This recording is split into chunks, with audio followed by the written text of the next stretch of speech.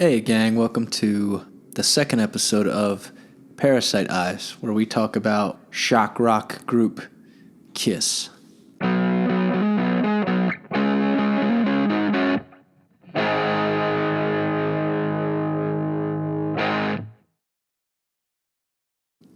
So on the last episode, after the intro, I came in singing. Some people come in swinging, I came in singing. And it's funny because I saw like one, I guess you could call it a review, just a comment. They said, I had to turn it off as soon as he started singing, which is funny because it was it was literally like 30 seconds into the episode. So I'm not going to sing right now because that would be too much. But if a song comes upon me, I'm going to sing it. I love to sing about the moon and the June and the spring. So sorry, person. You're not listening to this anyway. You turned off already the first episode, so you're not coming back. So yeah, the first video was pretty long. Apparently I have a lot of thoughts about Kiss. So maybe this one I'll try to be a little less verbose this time, but no promises. So we're rolling through all the albums. First episode we did the debut album, of course. So second episode we're doing the second album, and that album is called Hotter Than Hell. Possibly my favorite Kiss album.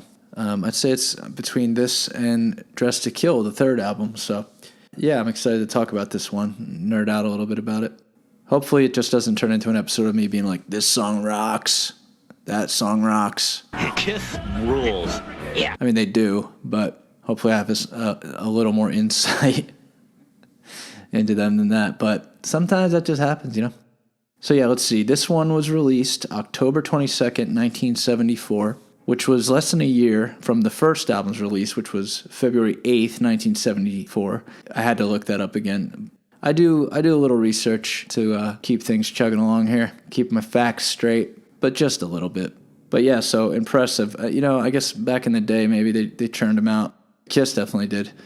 It was another disappointment. I've seen conflicting information. I've always heard that it sold even less than the first album, but I think it was Paul's autobiography. But I think in the last episode, I falsely claimed something from Peter's autobiography, and then I found out I think it was from Paul's. Dumbass. But this one I do think was from Paul's, and I think he said that it sold only slightly better than the first album. So either way, whether it was worse than the first album or slightly better than the first album, I mean, that first album did not sell very well either. So either way, it was a big disappointment. So yeah, this one was recorded in L.A., unlike the first one that was recorded in New York. In New York City. Yes. But it used the same producers, which were Kenny Kerner and Richie Weiss. It's funny to me because you always hear about how maybe it was like a little bit of revisionist history, or maybe it's like hindsight or what, but you always hear about how nobody in the group was very happy with the production of these early records. So it's kind of like, why, if you're not happy with that first one, why you bringing these same dudes back? But honestly, it's probably because at that point Kiss were, I don't think the record label gave a shit if Kiss wanted a different producer or not. They weren't a proven commodity yet. So it was recorded in L.A. Apparently the band hated it, being the New Yorkers that they were. So one story with the recording of this was that their gear got robbed from the recording studio. And like one day they just like walked in and were like, all their gear was gone. And they like talked to somebody at the studio and they were like, where's our gear? And the person at the studio was like, oh, they came and got it. They said you were done and they loaded it out. That's a pretty ballsy move, those robbers. Hello, robbers. I'm not suggesting that anybody should try that, but just walk in, say you're there to pick up the stuff. You'll get somebody who works there, probably like, I don't know, all right. Sometimes I learned some new stuff, even after my 35 years of Kiss fandom. I'm a very old man. I'm 83. So I recently learned that the original title of the album was The Harder They Come. I wonder if, I know that The Harder They Come, the movie, the soundtrack, and the song, that came out in 72. But I don't know that it was like an instant hit, I don't know if Kiss knew about it or not. I'm just wondering if that's why they changed the name. But yeah, that was pretty interesting to me. I'd never heard that. So look, we're still learning. It's wonderful. All right, let's talk about the cover. I love this cover. I think it's amazing. Kiss have a lot of great covers. They're kind of known for having some killer covers. Destroyer might be kind of the biggest one. But then like Rock and Roll Over, that is amazing. Love Gun's amazing.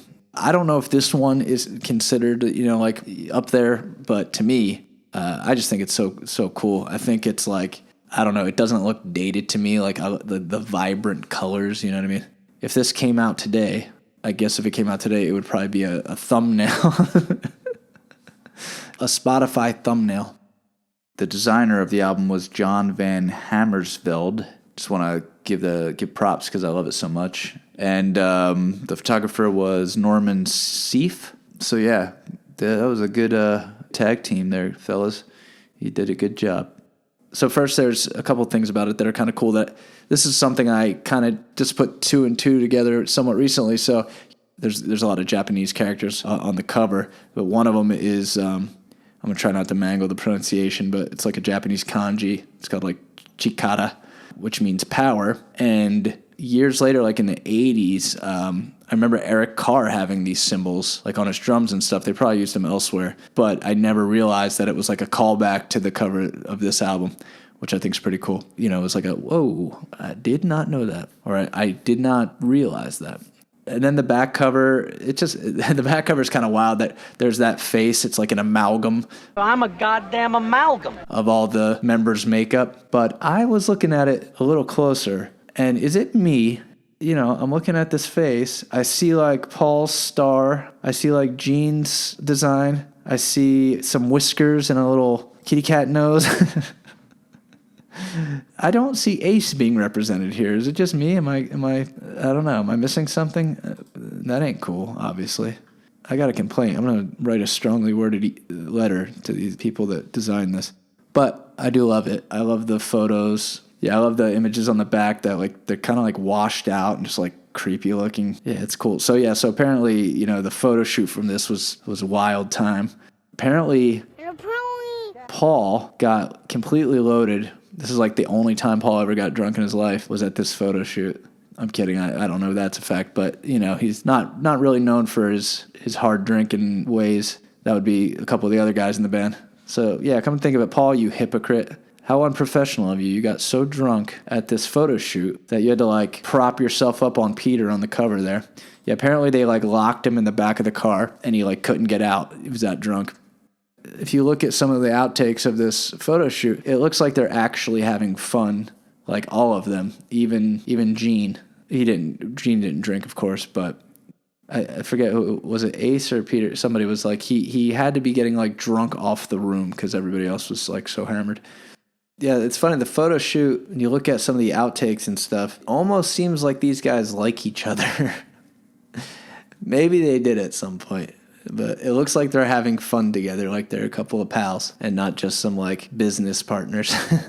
Yeah, they're like climbing all over each other and having a laugh. It looks fun.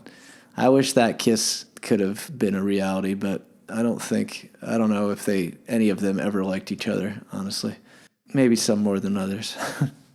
I think most Kiss fans know this, but if you're not a Kiss fan and you're listening, that's weird, but thank you. I'm glad you are. But yeah, if you're a Kiss fan, you probably know, like, Ace busted up his car, driving drunk like a maniac. Scratched up his face pretty good, cut up his face pretty good, but otherwise was pretty unscathed, luckily.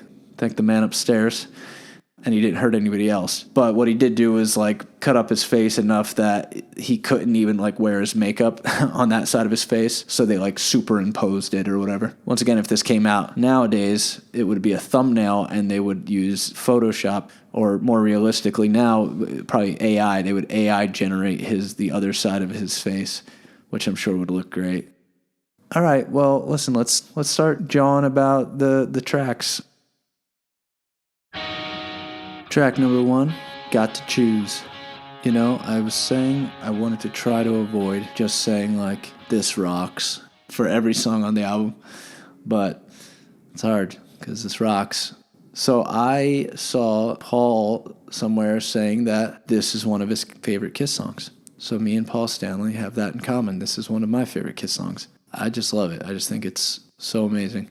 In that same article where he said that, he also said that there was a band called Boomerang. some of the guys from Vanilla Fudge. And anyway, they did a version of a song called 99 and a Half Won't Do by Wilson Pickett. And he basically said he aped the riff from that tune. Well, thank you, Boomerang, for letting Paul steal your riff. The lyrics are kind of funny as in how hypocritical they are. Mr. Paul Stanley, I don't think, was known for being a one-woman man, yet in this song he seems to be telling the woman that she's got to choose between him and another guy. I don't think Paul was choosing between two ladies, but having said that, we'll let that slide because the song is so bitchin'.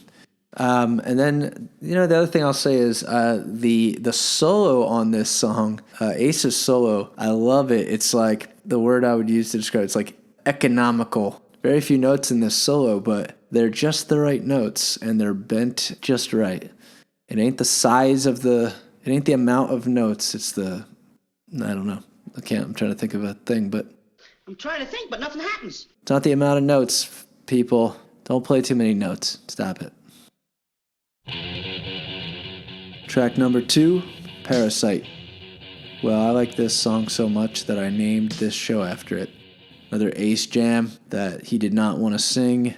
He just wasn't ready. He just wasn't ready to put himself out there.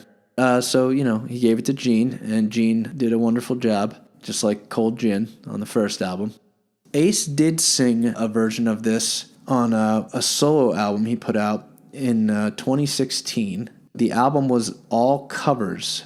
So he covers Kiss, which is kind of funny. So he does Parasite, he does Cold Gin, and he does Rock and Roll Hell, which is funny because that was on Creatures of the Night, and he didn't have anything to do with that song. So that one kind of makes sense that it's like on a covers album. If you're gonna cover Kiss, do a song you didn't play on, but there's something kind of funny and maybe ironic about him covering himself.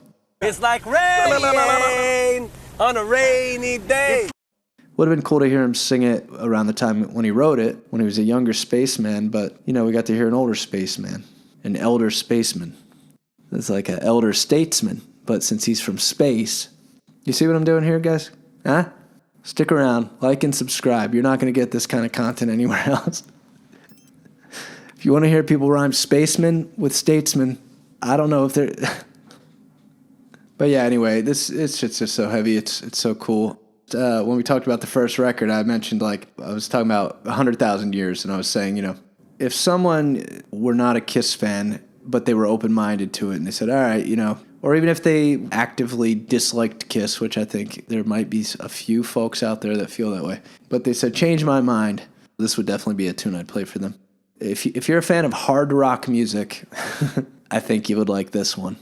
I like Kiss because they got a hard driving rock beat. Like I said, some Kiss stuff, when they started getting a little more poppy or this or that, or even like the songs that are about effing and jeffing, this one, like the lyric even, it's like, yeah, the title and the Parasite, just, it's like kind of unique in the Kiss canon or whatever. I love it. I just think it's one of the coolest songs that they ever did. So yeah, first 2 songs, just both killer. This is why I love this album. Track 3, Going Blind.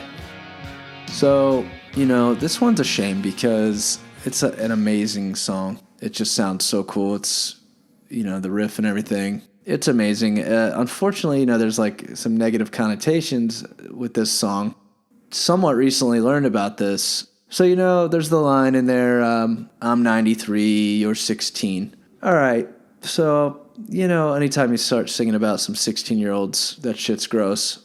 There's something about, I think the lyric being so, kind of extreme with, the age, 93, you're 16. Gene was not 93 when he was singing this, so he's, taking on a character of, some creepy old bastard, and it doesn't sound like he's, glorifying it. I mean, the whole song, it sounds, weird and twisted, So, part of me kind of, I think, the way the song's delivered, it sounds like you're this guy's this is a bad guy, Then I later learned about this. This was co-written with a dude that was in Wicked Lester, some scumbag named Stephen Coronel, who was sent to prison for exploitation of a minor, basically being in possession of kiddie porn. So when you know that, it makes the lyric like a little more disturbing, you know? But then the plot thickens further because it turns out that dude didn't write the lyric. I think he just wrote like the music. Paul Stanley wrote that line. So I don't know how to feel. I'm confused by the whole thing. I know I don't like that guy. So fuck him. Once again, Paul wasn't 93 as far as I know either. But Paul, I also learned, Paul loves singing about 16 because it turns out Paul came up with the title Christine 16. And Gene liked it so much, these fucking guys, he took it and ran with it, wrote a song around it. And I know some people will say, like, it was a different time. I don't give a shit. It's still gross. It's like Gene was, like, almost 30 when he was singing Christine 16. And in that song, I do not think Gene was taking on a character, was not portraying a character. I think that was very much Gene being Gene. Yeah, so, meh. I wish the damn lyric was different because I want to like that song. I can't listen to it without feeling gross, you know? I don't know. Jesus Christ. This is bumming me out. It's a bummer because the song itself is cool. I kind of wish I didn't know. I wish I didn't know all that detail. Let's see what I guess to try to get off the bummer note. So the original version, they did this on Unplugged, and Gene drops a line that says like "little lady from the land beneath the sea," and I guess some people theorize that means that the narrator was like a dying sea captain singing to a mermaid. That might be giving too much credit to Gene. I don't know if that's really what he was. I think he was just like, oh, these words kind of rhyme. They sound good together. I mean, Gene didn't know what Deuce was about, so I don't know if he knows what this was about. I don't know. This one's bumming me out, I'll be honest with you. Ay. Trying to have fun here, talking about Kiss. You gotta learn about this scumbag. Track 4, Hotter Than Hell. Title track of the record. So apparently this one was inspired by All Right Now by Free. Yeah, I never really noticed that, but once I heard that, I was like, all right, I see that. I guess, you know, you can't talk about this tune without talking about that fateful night at Magic Mountain in 1978 when evil robot Kiss almost incited a riot with their warped version of this song that they retitled Rip and Destroy. Rip and destroy! And it whipped the crowd into a frenzy, and they almost destroyed the park. You know, luckily Kiss was able to retrieve their talismans, thereby regaining their powers and defeating the imposters and quelling the riot and, you know, saving the day. I don't know if that gets talked about enough. If you're not a Kiss fan, you probably don't know what I'm talking about. Eventually, I do want to do a video about Kiss Meets the Phantom of the Park because it's a hoot. You know, I discovered Kiss when I was 9 years old. I remember being so excited when I learned that there was a Kiss movie. And I saw the cover and I was like, whoa, this looks awesome, you know. When I finally saw it, I think by the time I saw it, I like to think that maybe I was aware that it was not so hot, that it had a bad rep. I wish I could remember my first viewing a little more clearly. Like, I imagine it was like started out, you know, there's the opening with like giant Kiss like performing in front of roller coasters and flying around on bumper cars and shit. And then slowly the realization of like, there's not much Kiss in this movie. And when there is, it's pretty awkward. But yeah, anyway, we'll get to that more. I might just do like a commentary over the entire movie, but we'll see. We'll cross that bridge when we get there. Track 5, Let Me Go Rock and Roll. This was the only single from the album. Didn't do much. I think it's awesome. Yeah, it's just like a super, you know, driving upbeat jammer. I saw a video on YouTube where a dude, no shade, but this dude was basically going through every Kiss album and he was like listing the worst song from every Kiss album. And he picked this. I gotta strongly disagree with you on that one, buddy. I mean, I would say Mainline is the worst song. So when we get to Mainline, I'll try to remember that. But yeah, I don't know. I dig Let Me Go Rock and Roll. I think it's great. So yeah, apparently this song, they demoed this for the first album, and I don't know why it didn't end up there. It's like this didn't end up there, but Love Theme from Kiss did, and eventually Kissin' Time. Don't get me wrong, I actually thoroughly enjoy Love Theme from Kiss, but, it's obviously like a weird inclusion, and this tune would have made a lot more sense, I think. Could have had both, This would have been cool on the first album, I think. I guess it wasn't ready. Wasn't ready for the world. Track 6, All the Way. Yeah, this is one of those ones where I don't have much to say besides this rules. Kiss rules. Yeah. This is certainly a deep cut, but a pretty amazing deep cut. I just love it. I think it's so good. Gene, there's a lot to be said about that Gene Simmons fellow, and some of it is not super positive. He's a complicated fellow, but I gotta say, he's a talented guy. His voice on these early records is great. That boy is good. I think, and I love his bass playing. I think Gene's an underrated bass player. I mean, he writes some really catchy bass lines, and I love his voice. Now, this is before his voice kind of like morphed into the like gravelly kind of like, I don't know, why he changed that. I don't know if like his voice just started going or something, or if that was a stylistic choice. But anyway, yeah, I love Gene's voice in these early records, man. I think it's very, very cool. Yeah, besides that, I like that they rhyme louder with father in the chorus. Yeah, complain to your mother and father. I just like that line. Track 7, Watchin You. Yeah, this is another great one. The riff on this is just so killer. I think this was a Gene riff, and it's a goodie. I don't know why, but for some reason, like this, Parasite, and She all kind of have a similar vibe to me. I don't know what it is. They just like, maybe they're like a little heavier and a little like darker, a little dangerous. It's another killer vocal performance by Gene. Damn, that boy can sing. Must be crazy. He good. I'm telling you, dude had a killer voice. Yeah, I don't know, man. The riff's just so killer. It's like, I don't know. I'm not like a headbanger, but I'm like a head mover, like makes me want to bob my head. Makes you want to almost like a cock of the walk type of thing with your head when you listen to it. Is this too slow for headbanging? I don't know. It's like mid-tempo headbang.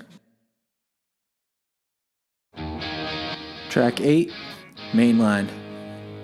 So this is a Paul tune, written by Paul, sang by Peter, and apparently this is one of those ones that Peter demanded he sing, or else he would quit the band, which is funny to me because this is, in my opinion, the weakest song on the album, so it's just funny to me that this is the one he picked and demanded to take, or else. Paul's biography is hilarious. He just talks so much trash. Everyone else is stupid but him. Everyone is stupid except me. He definitely said, like, every other day, Peter, like, threatened to quit if his demands weren't met. Peter Criss, the original Johnny Paycheck. Take this job and shove it. I ain't working here anymore. Unless you let me sing Mainline. Right? Was this before Johnny Paycheck? Peter would often say, take this job and shove it. That's my point. But I know that, and when we get to Strange Ways, we'll talk about it a little more, but apparently there was another, something else he threatened to quit over. But in that case, they called his bluff, and surprisingly, he did not quit. So you got to try to call his bluff once in a while there, Paul. But yeah, Paul was trying to keep the peace maybe and keep the dream alive. I don't hate the song, but, like I said, I think it's probably the weakest one. As far as comparing, like, songs in the album, like, Parasite and Goin' Blind being on the same album as Mainline, that's kind of strange. Kiss doesn't always get the credit for the diversity of their music, but these are some pretty different sounding tracks on one album, Yeah, not much to say about Mainline. It's Mainline. I feel like with the first album, I kept mentioning how, like, almost every cut on that first album was like a Kiss classic, so there's like a little more to talk about. I'm like, I'm gonna start running out of shit to say already on episode 2. Luckily, I can blabber on about some nonsense for a while. Blah, blah, blah. Track 9, Coming Home. This is a Paul and Ace co-write, which I don't think there's that many of them. I know Rock Bottom is co-written by the two of them, but honestly, I think that's just because like Ace wrote that intro, guitar piece, and Paul wrote the rest of the song. So that's really the only reason I think that's considered a co-write. It's really like two separate pieces of music. When I think of the song, I think of Unplugged, where they make a pretty ballsy move by opening with this song. I mean, this is a deep cut. And like to open your Unplugged, I just thought that was a pretty cool move. And it was cool. When Unplugged came out, I had been a Kiss fan for many years, and when they opened with this, I remember being like, huh? I don't know what this is. I'm sure I'd heard it before, but it wasn't like I was rocking this one on repeat, until then. So, but yeah, I can't help but when I hear this song, I mainly think of the Unplugged version. Yeah, Unplugged was just great. Speaking of another deep cut, they pull out See You Tonight off of Gene's solo album, and it was great. When going through these albums, I'm like, yeah, when you're going through a live album, I'm like, should I bother doing it? Because, I'm going track by track here. Like, what's there to say? I already said it, during the studio albums. But in the case of Unplugged, I don't know. There's like enough interesting stuff going on there. Maybe we won't go track by track, but we'll do maybe like a shorter episode, like maybe that and a live, like a live 2. We could go over the studio tracks and stuff. Yeah, we'll cross that bridge when we get there. If there's a bridge to cross, we will cross it. Or we will turn around, find another way, or just lay down and die. I don't know. We'll see what happens. Stop. There's no bridges. Track 10, Strange Ways. Last cut on the album. Another Ace jam here. This time he hands it off to Peter instead of Gene. I don't think Peter threatened to quit if he couldn't sing this one, but he did. But apparently he did threaten to quit if they cut his drum solo. And in this case, Gene says they did call his bluff, and he did not quit. He did not quit yet. He waited a few years to quit, but I don't think that his reason was because his drum solo got cut. But it might have had something to do with it. Building, there was probably a straw that broke the camel's back, but I'm sure there was that underlying resentment about the drum solo getting cut. Yeah, so I don't know if I don't know how much they did this live. Maybe there was a drum solo when they did it live, and then they were like, listen, that's just for the live version. I mean, you don't need that at the end of the album. I wonder if there's a version of it out there. I guess I could, if only there were some sort of a machine that I could use. I could search, and ask the machine, is there a version of Strange Ways with the drum solo intact? Someone should invent that. But yeah, in all seriousness, I did look it up. Not that thoroughly, but I'm not seeing anything immediately. But that would be cool. If anybody knows of if that version's out there, drop a comment. Let me know. Send me in that direction. Or maybe we could make like an AI version. We'll ask AI, recreate the what you think the Peter Criss drum solo on Strange Ways would sound like. Gotta love that AI. By the way, this show is not AI. I think you can tell that because I do a lot of humming and hawing, and there's a lot of jibber jabber here that I don't think you would get from an AI video. So, or maybe I told the AI to add a bunch of knows and ums and stammering and saying things like, this rocks. This song rocks. But yeah, Strange Ways. It is a strange Kiss song. Kind of reminds me of Almost Human, maybe just because they're both about being strange and being weirdos. But yeah, I think it's a cool tune to end the album. All right, so yeah, that's it. Hotter Than Hell. Another great one that got no love. I mean, eventually it did, I think, but upon initial release, it did not. And it's a crying shame because I just think it's just wonderful. Maybe similar to my situation. My first video really got no love. I assume this one won't either. I'm not sure if I'm going to do a video about a live because I'm already talking about all these tracks, but I guess you got to do one about a live, right? And then maybe that's when my channel will blow up, just like how Kiss blew up. But yeah, Hotter Than Hell. I feel like it kind of shows Kiss could get a little heavier, a little grimier than people give them credit for, in a good way. A good grimy. How's it going, Grimy? Good heavy, good grime. Thanks for coming back, y'all, or if this is your first time, welcome. Next time we're going in order, so we're going to do the next album next time, which is Dressed to Kill, which is another one of my favorites on any given day. if you ask me which one I prefer, it's a hard one. It's a real Sophie's choice going between Hotter Than Hell and Dressed to Kill. So come back for the next episode and I will reveal at the end which album I prefer. And don't just fast forward all the way to the end. You got to watch the whole thing. No cheating. All right, thanks, y'all. Appreciate you watching or listening, and God bless. God gave rock and roll to you.